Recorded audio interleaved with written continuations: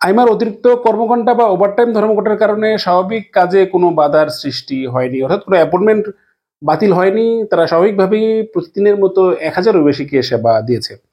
এ নিয়ে আরো বিস্তারিত রয়েছে এবং আরো কিছু অভিবাসন আপডেটও রয়েছে, আমরা শুনবো। চলুন আর কিছু খবর জেনে নিই। আমাদের জন্য গুরুত্বপূর্ণ যে পর্তুগালে একটি ক্রিমিয়ান কঙ্গো হেমোরেজিকা ফিভার নামে একটি কেসের উৎপত্তি, যেটি আফ্রিকা থেকে এটি শনাক্ত করা হয়েছে এবং এর মাধ্যমে একজনের মৃত্যুবরণ করেছেন। তাছাড়া যে স্লথ জ্বর বা ফেব্রে প্রিগিসা পর্তুগিজ ভাষায় যেটা বলা হয়, বা অলস জ্বর, এই জ্বরের প্রাদুর্ভাবও কিছুটা বেড়েছে। এর উপসর্গ কিছুটা আমাদের ডেঙ্গু এবং জিকার মতো।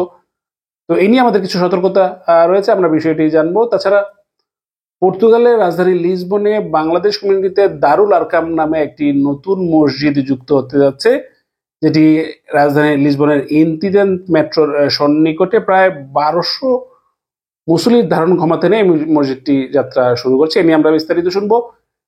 একই সাথে সাথে সেই দুজন গর্ভবতী মাকে উদ্ধার করে, বা বলা যায় যে তাদের হাসপাতালে প্রেরণের জন্য আসরেস থেকে পর্তুতে বিমান বাহিনী হেলিকপ্টার যোগে স্থানান্তর করা হয়েছে। সেতুবালে গর্ভবতী মায়েদের চিকিৎসা সেবা সেতুবাল হাসপাতাল চালু হয়েছে, তবে বিভিন্ন জায়গায় কিন্তু এই ম্যাটারনিটি সেবা বন্ধ রয়েছে।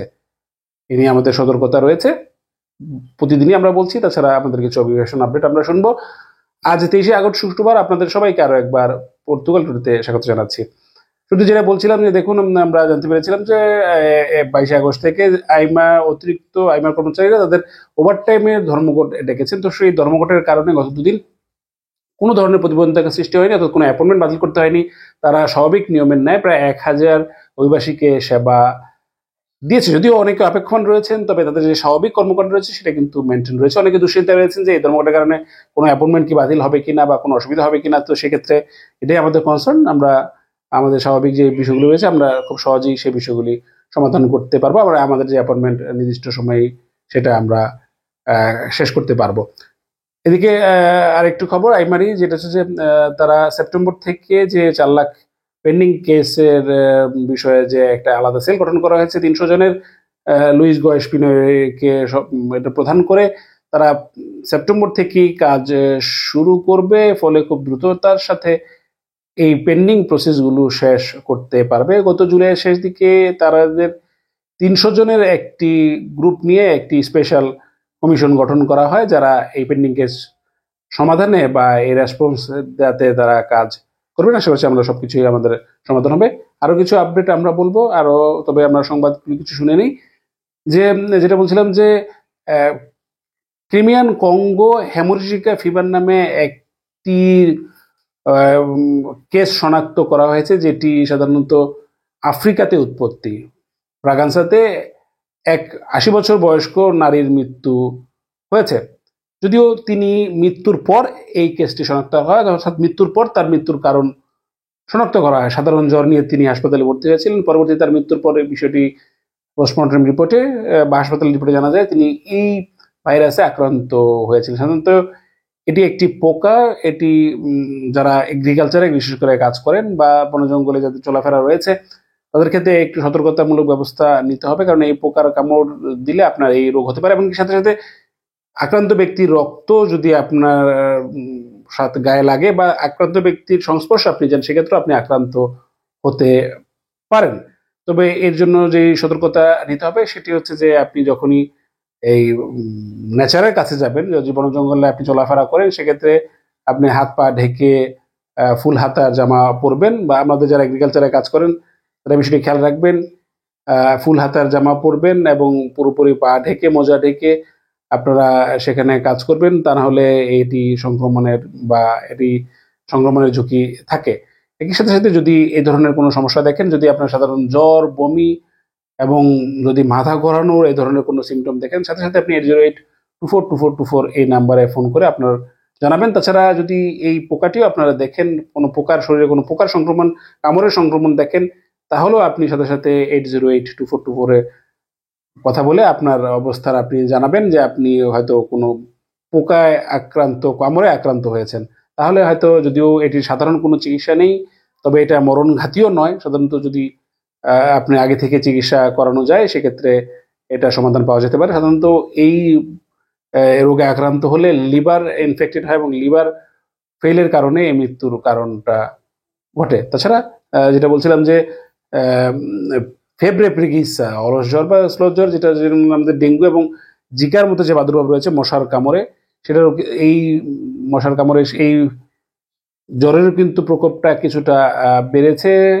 জ্বরে আক্রান্ত হলে অত্যধিক বমি ভাব বা বমির হলে বা আপনার মাথা ঘুরালে আপনি অবশ্যই 808242424 এই নাম্বারে ফোন করে, অনেকে জ্বর হলে সাধারণত এড়িয়ে যান, কিন্তু এই বিষয়টা এড়ানোটা সঠিক হবে না, তাহলে আমাদের জন্য কিন্তু জীবনের ঝুঁকি হতে পারে। তাছাড়া আপনার পরিবার যারা রয়েছে বা আপনার সাথে যারা বসবাস করেন তাদের জন্য ঝুঁকির কারণ হতে পারে, কেননা এটি সাধারণত একজনের কাছ থেকে আরেকজনের কাছে ছড়ায়, যে কোনো ভাবেই হোক। তো যাই হোক, এখন আরেকটা বিষয় যেটা আমরা বলছিলাম যে আমাদের বাংলাদেশ কমিউনিটিতে একটি নতুন মসজিদ যুক্ত হলো, দারুল আরকাম নামে। আজ মসজিদ উদ্যোক্তারা বাংলাদেশ কমিটির যারা রয়েছেন এখানে বসবাস করছেন, তাদেরকে ডেকেছিলেন তাদের কাজের অগ্রগতি এবং এই বিষয়ে জানানোর জন্য। আগামী শুক্রবার থেকে সম্ভবত জুমার নামাজের মাধ্যমে মসজিদটি তাদের ইবাদত যে পরিচালনা কার্যক্রম শুরু করবে। মসজিদটি উন্নয়নের কাজ চলছে, তারা বিস্তারিত বিষয়ে জানান। সবচেয়ে বড় বিষয়টা হচ্ছে যে আমাদের যে বাংলাদেশ অধ্যুষিত অঞ্চল তার সন্নিকটে ইন্টিগ্রেটেড মেট্রোর খুব কাছেই এই মসজিদটি অবস্থিত। সাধারণত যারা এই এরিয়াটা ছিলেন, ইন্টিগ্রেটেড মেট্রোর পাশে ডব্লুসি যে হোটেলটি রয়েছে, সেই হোটেলের যে অপোজিটে যে রাস্তাটি উপরের দিকে গেছে, সেখানে রুয়া মারিয়া আন্ড্রাডে 40-এর এতে মসজিদটির অবস্থান।